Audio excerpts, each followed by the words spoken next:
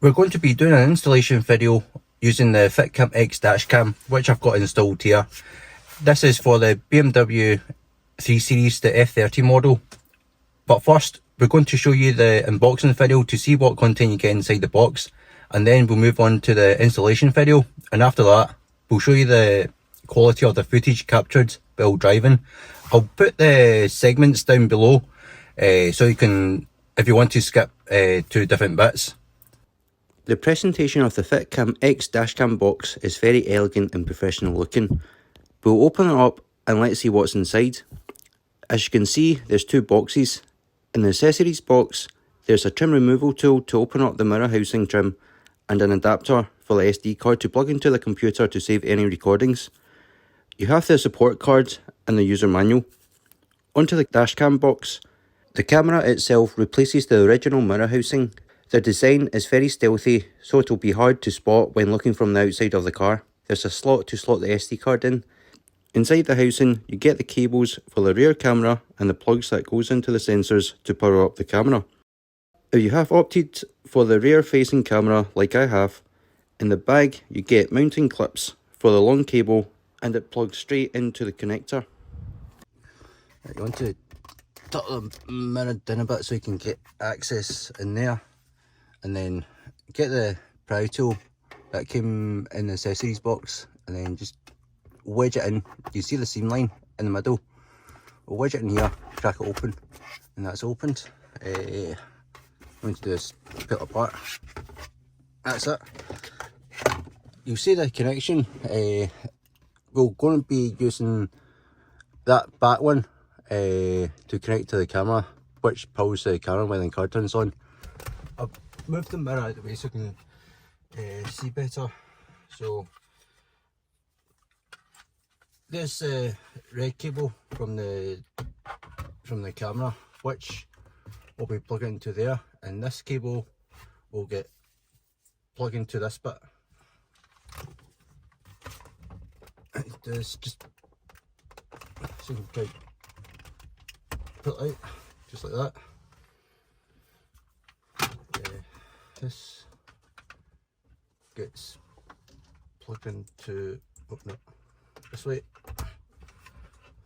and then you plugged in the red cable into where the original plug is. That's all plugged in.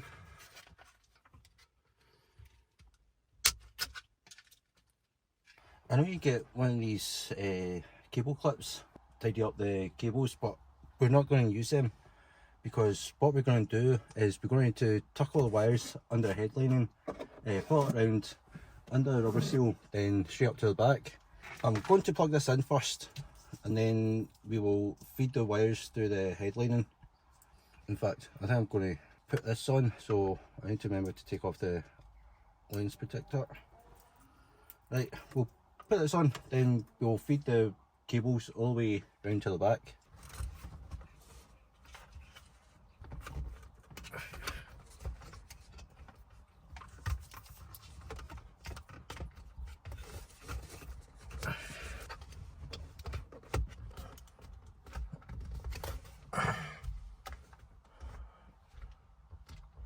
Once that clipped in, make sure it's on tight. There's no other cables tucking out, because you want to keep your install as clean as possible. Take the long wires. I'm going to tuck it all in under the headliner. Make sure it's fully tucked straight in. You can pull the headliner down a bit so I can pull all the cables through.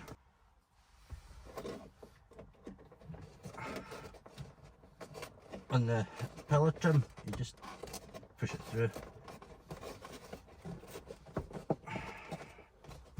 Cable, which I'm going to do, then get the seals, just tuck under the seals.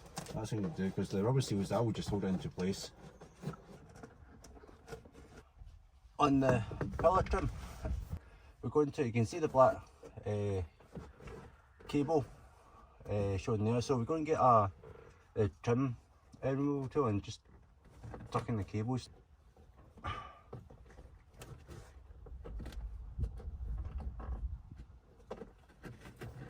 It's just the same process for the back.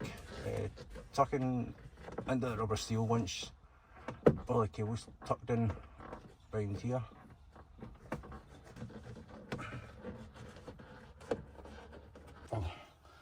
So I've got a lot of cable. Right, I'm going to probably take this out a bit, then we'll just tuck the rest of the cable under there. I'm going to disconnect the back camera first, so see how much cable is. So take off the lens protector, take the stickers off. We're going to get a glass cleaner and clean the back glass, so that way the 3M tape will adhere better onto the glass. Right, grab your favourite glass cleaner. Just get a good spray. Just clean the glass. Get the camera. It would have been easier if I took my son's car seat out, but it's alright.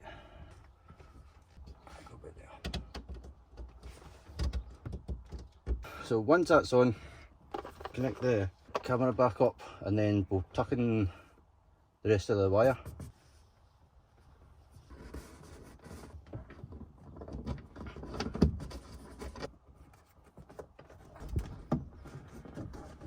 Right, that's how much cable I have left, so I'm going to bundle it up and I'll get a cable tie. I'll probably put it under this bit, the headliner. So the cable tie already came with the back dash cam when he tied up all the cable together, so it's handy to keep it and not throw it away. See,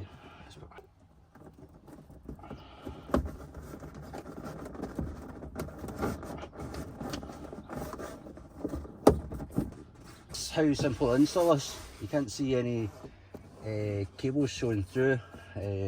Obviously the back there where it connects to the back dash cam, but other than that there's no cable showing through. It's a very clean install.